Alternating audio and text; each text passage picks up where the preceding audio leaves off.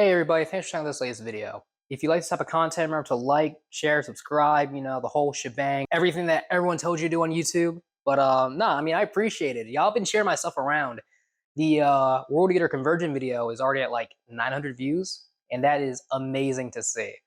Also, if you guys prefer whatever kind of you prefer, let me know. Whether it's Gundam, Warhammer, or if you want to see me paint other types of models, just let me know. I want to give you guys what you want because you matter. Until next time, see you later.